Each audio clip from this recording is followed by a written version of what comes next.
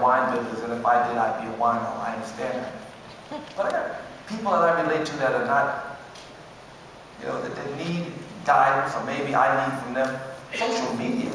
Kim Kardashian tweeted out about the I Am Muslim rally I had, because I had a bunch of rabbis and preachers and imams defend against these Peter King hearings, but they were really putting a whole faith on trial. It was a very un-American thing. And so we had 40 million people, Kim and Puffy, and all of them tweeted it out. I'm Muslim for the day. They were all Muslim for a day.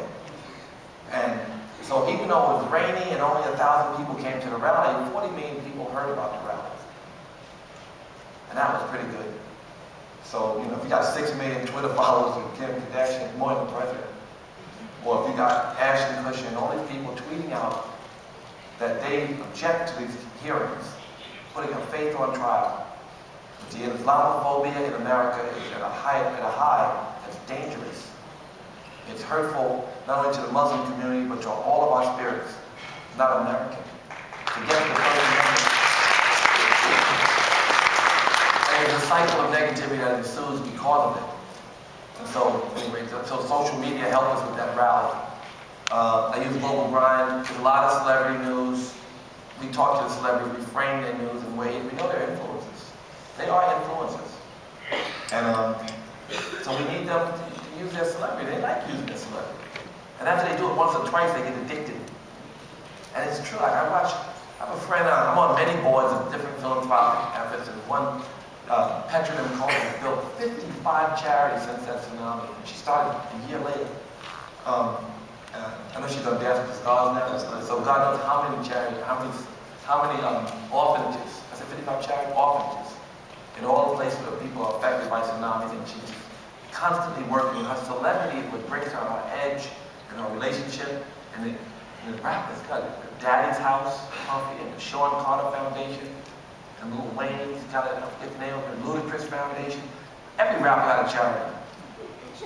Jiggy for Change. I mean, they got crazy charities. And they're all trying to do something good, and getting it out is one of our jobs at globalgrind.com. Not only getting out the good work, but framing their stories in ways. And then also, because all the urban graduates, people who grew up on hip-hop, mostly if you grew up in Compton, and you were speaking to a kid in Beverly Hills, the kid in Beverly Hills understood your plight. So the rap community, the voices of the poor were everywhere and have been everywhere. And those who really get involved in the culture from all over the country, not only in the areas where the voices come from, they become compassionate or understanding of those that's suffering. And so our site is very progressive in terms of its politics and its social agenda.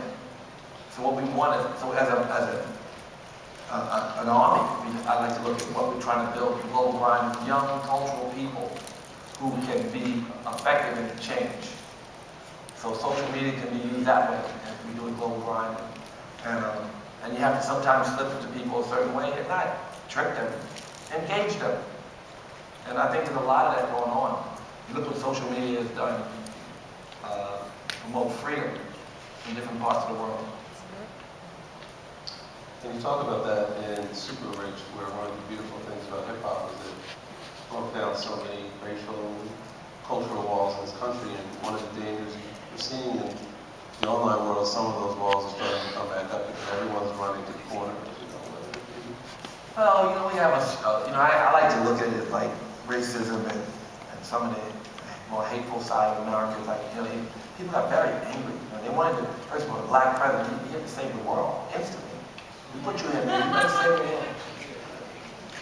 Really, some people felt that. They really felt like we're voting for him because the economy is so bad, and we're so uncomfortable with it, and we know we can't go down the same path. And it wouldn't even matter if you were black, anybody, fix it now. Forget that we're losing 800,000 jobs a month, and we're in a terrible space, and we're on the verge of international disaster because America was going to collapse. Forget where we were. Where we are now is not that much better as someone thinks, but it's dramatically different, I would say. There's that reality that I would say that the work,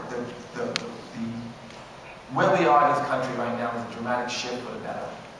And I think that all of us who see it should be a part of the process and continue in a positive route. I kind of missed the question. I took a lot of drugs in childhood. There were no drugs in childhood. You kind of answered it. It's the idea that right now everything's either far right. Oh, people, yeah, they hate. I like to think of the Tea Party and some of these kind of movements as the last kicking and squirming of the idea of a post-racial America. There are some who live in a post-racial America. I live in, and spiritually, in a post-racial America. I really believe it. I think it's very important for the members of the black community, because they're the last to integrate. I know it's at 76%. It's my job. I get research. I'm the chairman.